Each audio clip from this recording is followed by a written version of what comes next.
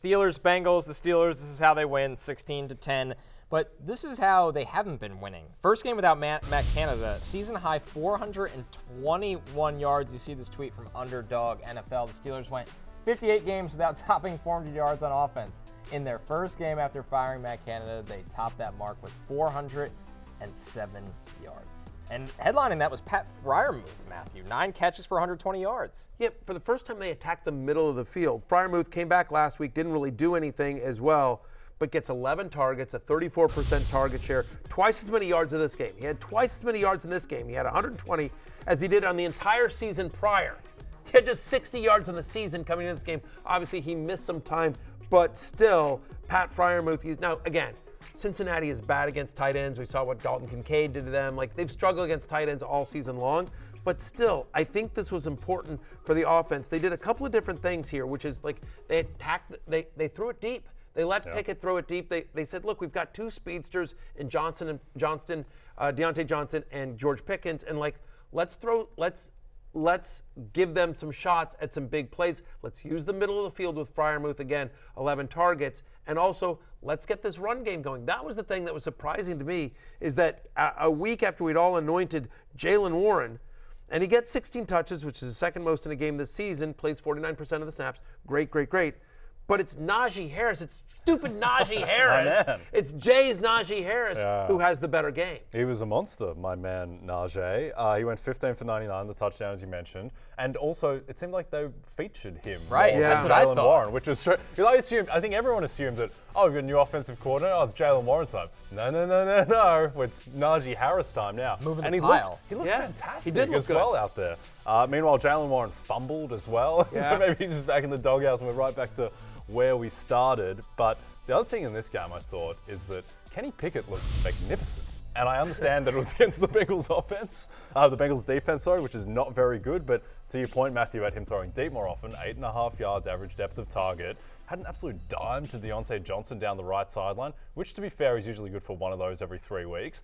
But I thought that Kenny Pickett was very impressive. And you might say, all right, Bengals defense, not very good, gives up a lot of explosive plays. That's fine. Their next 4 games, one, they get to play the Bengals again in a month, and in between now and then, Arizona, New England, Indianapolis. This team's going to be 11-4. Yeah, they might be the 25th best team in football. They're going to be 11-4. Mike Tomlin has to win Coach of the Year if they get to 11-4. I mean, it's unbelievable to your point. But yes, wasn't the toughest opponent, but Kenny Pickett did what you should do against a bad opponent, which is he looked good. I think having the success of the run game helped it out. I'm with you.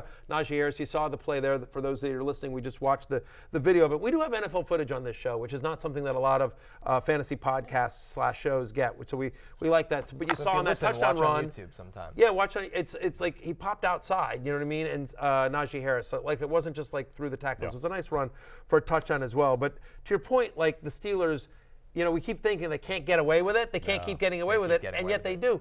So I have to tell you this. So last night, Jason Garrett, hang on, you'll hear me out. Last night, Jason Garrett, our colleague Jason Garrett, called the game for NBC. He was in Los Angeles for Ravens Chargers. And so as a result, I got to sit at the big boy table on the Peacock postgame show to talk about this with Maria Taylor, with Devin McCourty, and Mike Florio. And so I got to do the postgame show. And I mentioned that the Steelers can't keep getting away with it. Watch this clip. Well, it's one of those things. It's like it's the Jesse Pinkman meme with Walter White from Breaking Bad. Like they can't keep getting away with it, right? I mean, You guys get me every week with a reference I have no clue of, but hit the group chat with that scene so that I can know Breaking Bad? what you're. I haven't seen that. I don't know Okay, what that is. one's not an obscure reference. Florio. I know about no Breaking Bad. No, I'm staying out of the reference business. I've learned the hard way. Just keep my mouth shut and my 70s references to myself. Okay. Maria, Breaking Bad is like a top 3 TV show of all time. I feel bad right now because every time she says that, I agree with her because I don't know that one either. Yeah, so I'm just standing up for Devin too. We don't know what's going on. No one's seen Breaking Bad Thank you! on that desk? How insane is that? You went 0 for 3. 0 for 3. You know how hard in America that would be to do? Like, it was like I brought up some like obscure, like, 70s TV show, but like it's Breaking Bad. Like a Methuselah was the hit the same way. Guys, if I brought up a Methuselah, then okay, I get it. Mario I'm just might have like, got it. whatever. Yeah. No, Jesse Pinkman's a minus 10,000 favorite against Methuselah.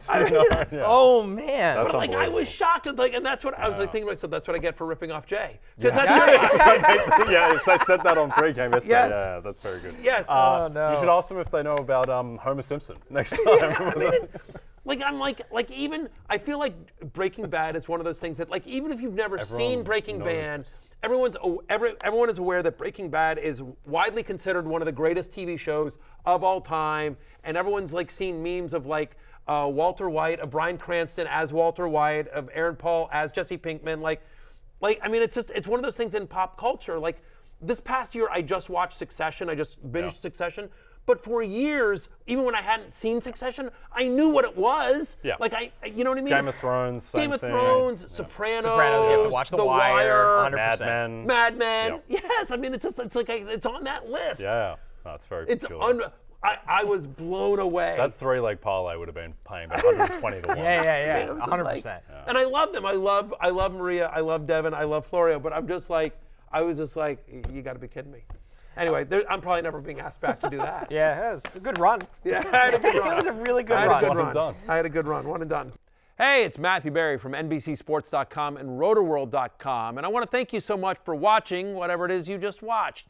Or if nothing else, being too lazy to click out of the autoplay after this video started, after whatever it is you actually wanted to watch finished. But now that you're here, I'd like to take a moment here to ask you respectfully now, okay? I'm asking you respectfully to subscribe to the NFL on NBC YouTube channel. You'll get the latest Roto World fantasy news headlines, all sorts of great shows, including my own Fantasy Football Happy Hour. So go subscribe now. Again, I'm asking respectfully.